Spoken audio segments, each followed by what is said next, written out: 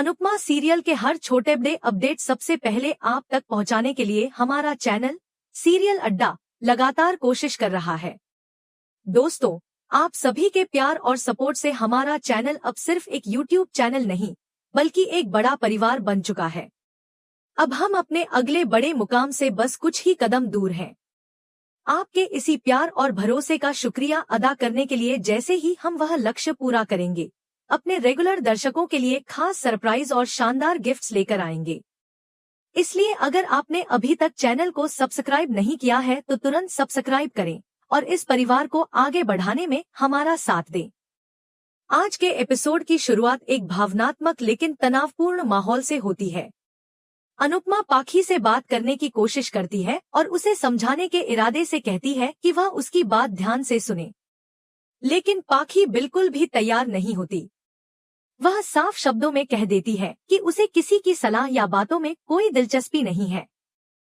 पाखी का लहजा सख्त और ठंडा होता है। वह अनुपमा से कहती है कि बहुत लंबे समय बाद उसकी जिंदगी में प्यार लौटा है और अब वह उस प्यार के खिलाफ एक भी शब्द सुनने को तैयार नहीं है। उसके लिए यह रिश्ता बहुत मायने रखता है और वह किसी भी तरह की नेगेटिविटी से दूर रहना चाहती है। पाखी अपनी बात को आगे बढ़ाते हुए कॉलेज रियूनियन का जिक्र करती है। वह बताती है कि उस रियूनियन में लगभग सभी लोग अपने अपने पार्टनर के साथ आए थे। हर कोई खुश नजर आ रहा था, लेकिन वहां सिर्फ वह और दिवाकर ही अकेले थे। पाखी कहती है कि उसकी सारी फ्रेंड्स अपने पतियों के साथ खुशहाल जिंदगी जी रही हैं, हंस रही हैं, तस्वीरें खिंचवा रही हैं और वह खुद एक कोने में खड़ी होकर सबको देख रही थी।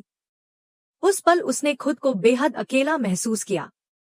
वह अनुपमा से कहती है कि उस दर्द को कोई नहीं समझ सकता जब चारों तरफ खुशियां हों और आप खुद को बिल्कुल अकेला महसूस करें। पाखी भावुक होकर अनुपमा से कहती है कि मेरी हालत समझने की कोशिश करो, क्योंकि आप भी अपनी जिंदगी में अकेली हो। यह बात सुनकर अनुपमा का दिल भर आता है। वह पाखी को गले लगा लेती है और मां होने के नाते उसे प्यार से समझाने की कोशिश करती है। अनुपमा कहती है कि एक पल के लिए मैं मान लेती हूँ कि दिवाकर सही इंसान है और तुम उससे शादी भी कर लो, लेकिन कम से कम जल्दबाजी मत करो। शादी से पहले दिवाकर को और उसके परिवार को अच्छे से जान लो। यह मेरी तुमसे एक छोटी सी गुजारिश है। अनुपमा का मकसद सिर्फ अपनी बेटी की भलाई होता है, लेकिन पाखी का जवाब अनुपमा को चौंका देता है। वह बेहद ठंडे और बेरुखे अंदाज में कहती है कि उसे क्या करना है, इसका फैसला वह खुद करेगी। उसे किसी की राय की जरूरत नहीं है। यह सुनकर अनुपमा हैरान रह जाती है। मां बेटी के बीच एक अनकहा फासला साफ नजर आता है।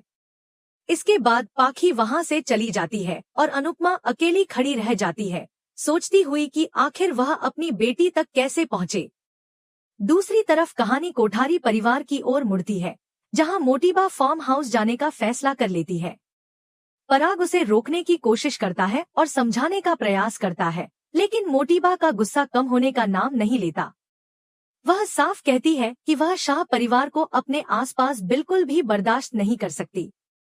मोटीबा शाह परिवार पर मनहूसियत लाने का आरोप लगाती है और कहती है कि उनके आने से घर का माहौल खराब हो जाएगा।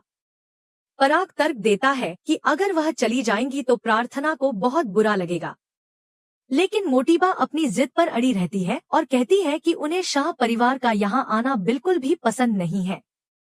तभी प्रार्थना वहां आ जाती है और सबको चौंकाते हुए कहती है कि उसके ससुराल वाले यहाँ नहीं आएंगे। पराग हैरानी से पूछता है कि फिर गोद भराई कैसे होगी और वे लोग शामिल कैसे होंगे। प्रार्थना जवाब देती है कि उसकी गोद भराई उसके ससुराल में होगी और वहां उसके मायके वालों में से कोई नहीं आएगा। मीता यह सुनकर कहती है कि उन्होंने इतनी सारी तैयारियां की हैं, उनका क्या होगा। लेकिन प्रार्थना शांत लेकिन दृढ़ स्वर में कहती है कि कोई भी तैयारी परिवार के सम्मान से बड़ी नहीं होती। वह भावुक होकर कहती है कि आप दुनिया के पहले ऐसे मायके वाले हैं जो अपनी ही बेटी का घर उजाड़ना चाहते हैं। वह साफ कहती है कि वह यहाँ सिर्फ अपनी माँ की वजह से रह रही है, वरना अब तक बहुत कुछ बदल चुका होता। प्रार्थना मोटीबा से गुहार लगाती है कि कम से कम एक दिन उसके और उसके होने वाले बच्चे के लिए तमाशा न किया जाए। वह सवाल करती है कि क्या गोद भराई में बच्चे का बाप ही नहीं होगा। इतने दिनों बाद वह खुश थी कि दोनों परिवार मिलकर उसकी खुशी सेलिब्रेट करेंगे, लेकिन लगता है कि उनके खानदान में किसी को खुशी रास ही नहीं आती। मोटिवा गुस्से में कहती है कि प्रार्थना अपने ससुराल वालों के लिए उनसे लड़ रही है और उस खानदान में कोई भी इंसान रिश्ता निभाने के लायक नहीं है। वह ससुराल वालों को बेशर्म, नशेड़ी, चोर और लालची तक कह देती है। यह सुनकर प्रार्थना भी चुप नहीं रहती। वह पलटकर जवाब देती है कि जो खानदान गौतम जैसे इंसान को 2 बार दामाद बना सकता है, उसे दूसरों पर उंगली उठाने का कोई हक नहीं है। तभी माँ बीच में आकर कहती है कि उसके पति के बारे में गलत मत बोलो। प्रार्थना भी साफ कह देती है कि आप भी उसके ससुराल वालों के बारे में गलत बातें न करें। माहौल और ज्यादा बिगड़ जाता है। माँ ही ताना मारते हुए कहती है कि उसके महान ससुराल की ईशानी गलत काम करते हुए पकड़ी गई थी और तोशु करोड़ों की एलिमनी मांग रहा है। वहाँ एक से बढ़कर एक कलंक है। तभी राही गुस्से में माही को रोकती है और कहती है कि सबसे बड़ा कलंक तो तुम हो, जो जिन लोगों ने तुम्हें पाला है उनके बारे में ही बकवास कर रही हो। राही माही को फटकार लगाती है। हालात बिगड़ते देख पराग बीच में आकर सबको शांत होने के लिए कहता है। वह मोटिबा से हाथ जोड़कर अनुरोध करता है कि अगर प्रार्थना की खुशी के लिए वह थोड़ी देर शाह परिवार को झेल सकती है तो बहुत अच्छा होगा। इसके बाद उनसे कोई रिश्ता नहीं रखा जाएगा। पराग प्रार्थना से कहता है कि उसकी गोद भराई इसी घर में होगी। प्रार्थना साफ शब्दों में कह देती है कि उसके ससुराल वालों के साथ अगर किसी ने बदतमीजी की तो वह बर्दाश्त नहीं करेगी। यह कहकर वह वहां से चली जाती है। मोटिबा गुस्से में कहती है कि शाह परिवार उनकी खुशियों को बर्बाद करने के लिए आ रहा है। उधर शाह परिवार में सभी लोग कोठारी हाउस जाने की तैयारी करते हैं। लीला और बाबूजी कहते हैं कि आज वे सिर्फ अंश और प्रार्थना की खुशी को याद रखेंगे और बाकी सब बातों को एक तरफ रखेंगे। कहानी यही एक नए तनाव और टकराव के साथ आगे बढ़ने का संकेत देती है। अनुपमा पूरे विश्वास के साथ कहती है कि वे सभी इस फंक्शन में खुशी खुशी जाएंगे और बिना किसी कड़वाहट के खुशी खुशी ही वापस आएंगे। उसका मानना है कि अगर नीयत साफ हो तो हालात अपने आप संभल जाते हैं। इसी बीच किंजल परी को हिम्मत देती है।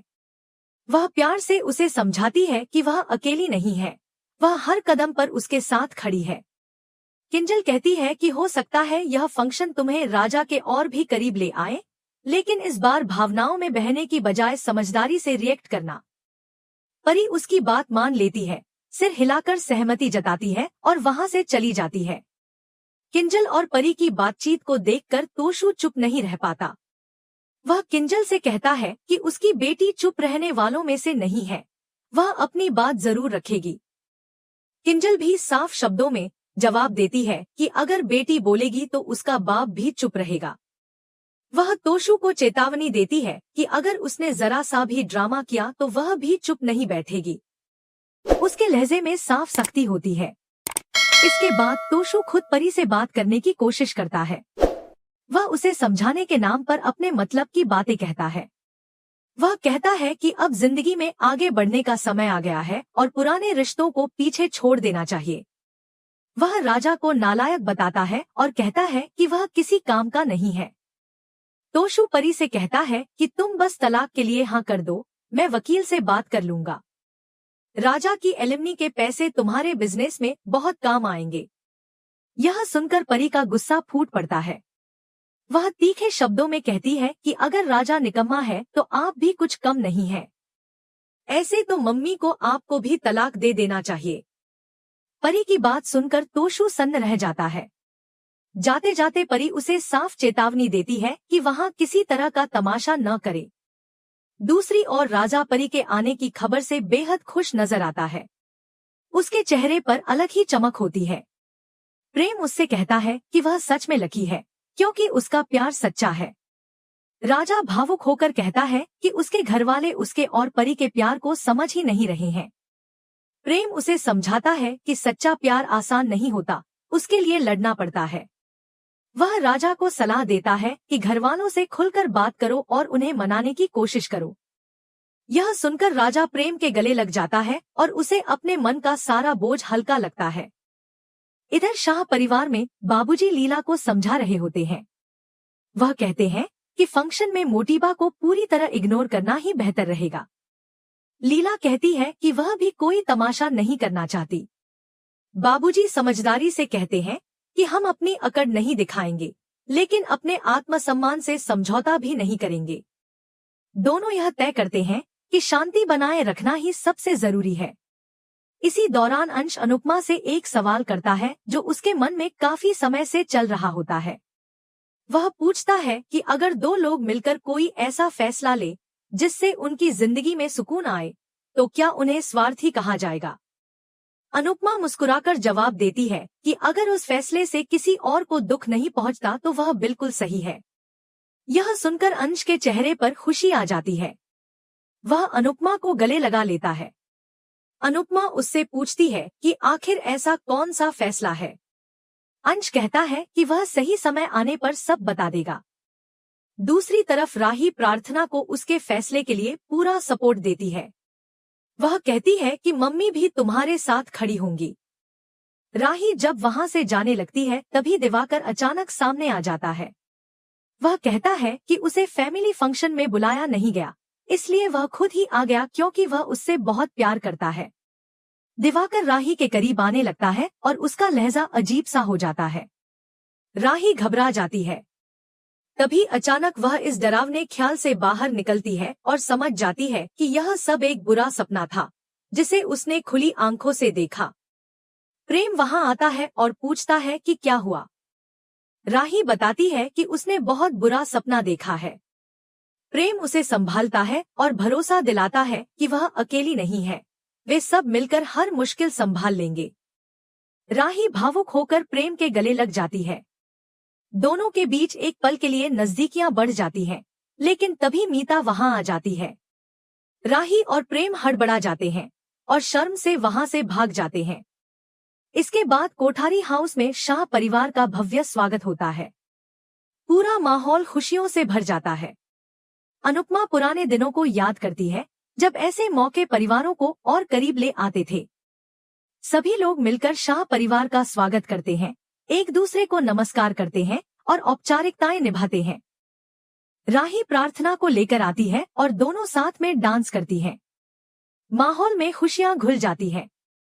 सभी लोग ताली बजाते हैं। अनुपमा भी खुद को रोक नहीं पाती और उनके साथ डांस में शामिल हो जाती है। अंश भी आगे बढ़कर उनके साथ नाचता है। हर तरफ मुस्कान और खुशी दिखाई देती है। डांस के बाद अनुपमा प्रार्थना की जमकर तारीफ करती है और प्यार से उसकी नजर उतारती है। लेकिन मोटिबा इस खुशी भरे माहौल में भी ताने मारने से बाज नहीं आती। पराग शाह परिवार को आने के लिए धन्यवाद करता है। अनुपमा भी उन्हें बुलाने के लिए पराग का आभार जताती है।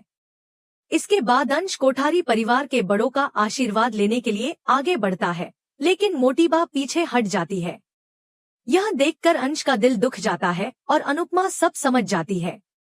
तभी अनुपमा गोद भराई की रस्म को लेकर अपनी बात रखती है।